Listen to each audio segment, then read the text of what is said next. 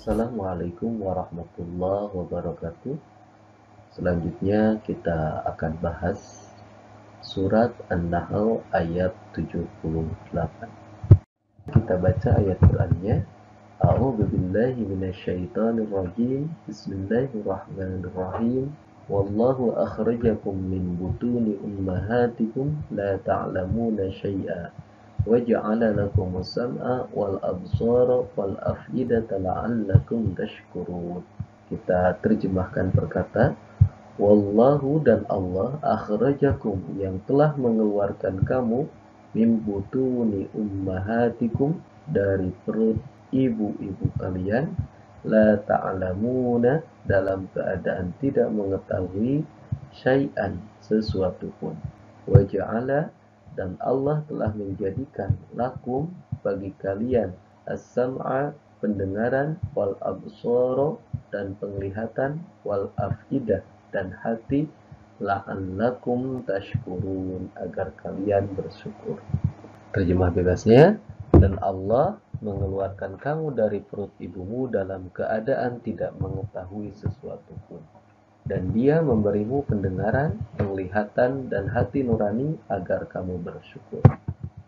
Penjelasan ayatnya, kandungan surat An-Nahl ayat 78 ini masih erat kaitannya dengan Quran surat Al-Mu'minun ayat 12-14 yang menceritakan tentang proses penciptaan manusia di dalam perut ibunya. Nah, dalam ayat ini Allah menegaskan bahwa ketika seorang anak manusia dilahirkan ke dunia, dia tidak mengetahui apapun. Wallahu akhrajakum min butuni ummahatikum la ta'lamuna syai'a. Tidak mengetahui sesuatu pun. Dengan kekuasaan dan kasih sayangnya, manusia dibekali dengan atribut pelengkap yang nantinya akan berfungsi untuk mengetahui segala sesuatu yang sebelumnya tidak pernah diketahui.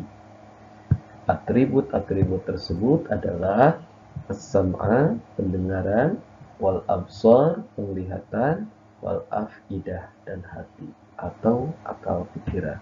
Potensi yang pertama disebutkan oleh Allah adalah kata as-sam'a.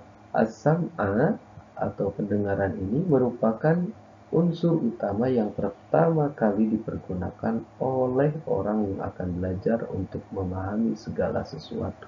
Bahkan dalam teori modern bahwa bayi yang masih ada dalam kandungan perut ibunya itu sudah bisa merekam, sudah mendengar. Sehingga ketika bayi dalam perut ibunya sebaiknya diperdengarkan dengan hal-hal yang baik. Misalnya ayat-ayat suci Al-Quran atau kalimat-kalimat thayyibah. Dan di dalam tafsir Jalalain, kata as-sam'u itu bermakna al-asma'. Asma' itu merupakan jamak taksir dari as-sam'u, sam'a, ya. Jamak taksirnya adalah al-asma. Ini dikaitkan dengan kata-kata yang setelahnya yang berbentuk jamak seperti absor, afidah. Kemudian kalau kita melihat yang jadi objek dalam ayat ini adalah kum, kalian, itu bermakna jamak. Maka ini as-sam'a ini sebenarnya dalam tafsir Jalalain dimaknai dengan asma, berbentuk jamak taksir. Potensi yang kedua adalah absor. Absor itu merupakan jamak bentuk jamak taksir dari kata basorun yang artinya penglihatan. Jamak taksirnya adalah absor. Jadi artinya adalah pendengaran. Kemudian potensi yang ketiga adalah afidah, hati. Al-qulub, yaitu hati. Afidah ini adalah bentuk jamak dari kata fuadun yang artinya adalah hati. Jamak taksirnya afidah. Jadi ketiga potensi ini merupakan karunia Allah yang diberikan kepada manusia untuk menangkap segala informasi atau ilmu pengetahuan yang ada di dunia.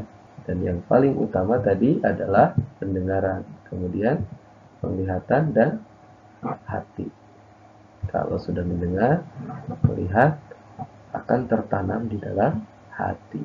Setelah manusia menyadari bahwa ketika lahir tidak satu pun yang diketahuinya, kemudian atas karunia Allah yang telah memberikan indera pendengaran, penglihatan, dan hati atau akal pikiran, manusia bisa mengetahui segala sesuatu dalam hidupnya. Kesadaran tersebut sudah seharusnya mendorong rasa syukur yang besar kepada Allah. La'allakum tashkurun. Dan kemudian rasa syukur itu harus diwujudkan dengan pengakuan, ketundukan, ketaatan, dan kepatuhan yang dapat diekspresikan dalam bentuk keimanan dan direalisasikan dalam beribadah kepadanya. Sebagaimana yang diungkapkan dalam tafsir Jalalain, tashkurunahu ala dzalik. Jadi mensyukuri atas apa yang diberikan, nikmat yang diberikan oleh Allah, sehingga ketika mereka bersyukur, berterima kasih, mereka menjadi fatu'minuna, mereka beriman.